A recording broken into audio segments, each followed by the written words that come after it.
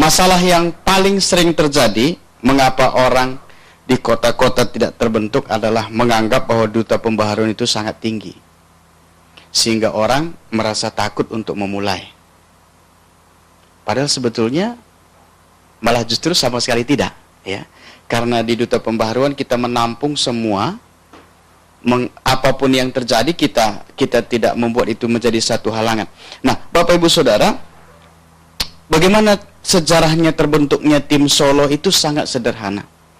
Jadi saya dapat pelayanan di Purwokerto, kemudian ada kerinduan yang mendalam di dalam hati untuk pertama yang saya pikirkan ketika itu adalah jemaat yang kami layani. Lalu kemudian satu orang pun tidak ada yang mau. Karena mungkin mereka menganggap ini denominasi apalagi yang dibawa ke gereja gitu ya. Kemudian tapi kerinduan itu tetap ada karena saya benar-benar merasa saya diberkati di dalam acara itu. Dan yang waktu itu yang membuat saya sangat tersentuh adalah kok saya sekotor itu, sejorok itu, senajis itu pun Tuhan masih pakai. Dan menurut saya waktu itu ada orang yang jauh lebih baik dari saya, lebih baik motivasinya, lebih baik rohaninya, tapi sementara itu tidak berkembang. Nah, oleh karena itu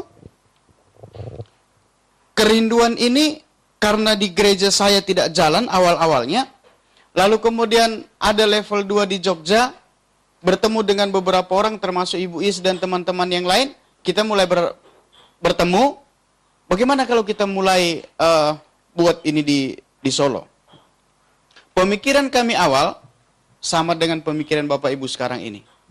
Pasti sulit ya, ini levelnya hebat ya, ini nanti bagaimana, kami mampu atau tidak ya. Nah, tapi ketika kami berangkat dari satu kerinduan, kami juga tidak tahu apa yang terjadi, apa yang harus kami lakukan. Tetapi kami berkumpul, kami berdoa, kami mulai berpikirkan, bertanya lagi, berkumpul, berdoa dan memikirkan. Dan kemudian jadi. Dengan segala kekurangannya. Kami pada waktu itu memulainya juga dengan segala kekurangan. Banyak protes, banyak orang yang tidak suka, banyak orang yang mengeluh. Tapi kami tampung itu sebagai satu proses untuk memperbaiki tim kami. Sehingga sampai sekarang pun kalau ada masukan-masukan dari Bapak Ibu, bagi kami itu nggak apa-apa. Itu bagus, karena itu berarti Bapak Ibu menganggap bahwa duta pembaharuan ini milik Bapak Ibu juga gitu ya. Dan kemudian pertemuan itu menjadi meluas. Kami mulai mencari siapa-siapa sih orang-orang yang sudah pernah ikut School of Healing di Solo. Telepon Jogja, cari, kumpulkan orangnya, ada yang siap, ada yang tidak siap, ada yang siap hanya membantu. Saya hanya bisa ini, nggak apa-apa itu kita terima. Saya hanya bisa ini, nggak apa-apa itu kita terima. Apapun sumbangsihnya dalam acara itu kita terima. Awal-awalnya saya tidak tahu berapa orang, mungkin ada 4 atau 5 orang yang berkomitmen. Dan karena kami tidak tahu apa yang harus kami lakukan, kadang-kadang kami bertemu malah saling melayani saja gitu. Kumpul, rencananya rapat, nggak jadi rapat. Sharing, kemudian saling mendoakan. Tetapi Tuhan melihat kerinduan. Pada waktu kerinduan kami ada, maka terbentuk yang pertama di Tawangmangu. Dan setelah itu kami mulai belajar lagi, timnya tambah banyak. Kemudian apa yang kami lakukan? Siapapun yang mau terlibat dengan tim yang ada di Solo, kami itu membuka tangan. Entah apapun kontribusi yang bisa dia berikan, kami siap untuk menerima. Sehingga fasilitator di Solo itu sekarang sudah cukup banyak.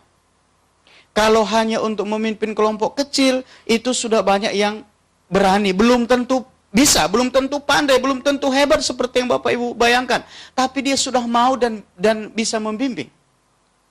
Dan kedua, tugas fasilitator, kami benar-benar ditekankan bahwa tugas kami adalah membawa orang kepada Tuhan.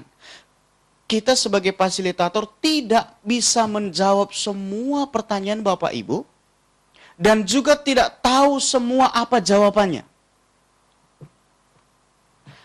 Dari hal itulah kemudian kami merasa, oh ya, kalau begitu kita bisa terus maju. Yuk kita tingkatkan di Solo. 1 tahun kita bisa bikin 4 kali. Dan kemudian kami melihat respon yang begitu banyak. Kemudian juga kami lihat bagaimana orang kemudian sekarang lebih merasa senang di dalam kelompok kami. Dan kami juga sampai sekarang mengatakan kami belum merasa puas. Karena kami masih membutuhkan Bapak Ibu, teman-teman yang lain. Solo ini begitu banyak orang yang berpotensi. Jadi sejarahnya hanya begitu. Tidak ada sesuatu penglihatan, nubuatan, lalu kami enggak ada. Kami kumpul, berdoa, jadi. Sesederhana itu. Ya, terima kasih. Tuhan memberkati.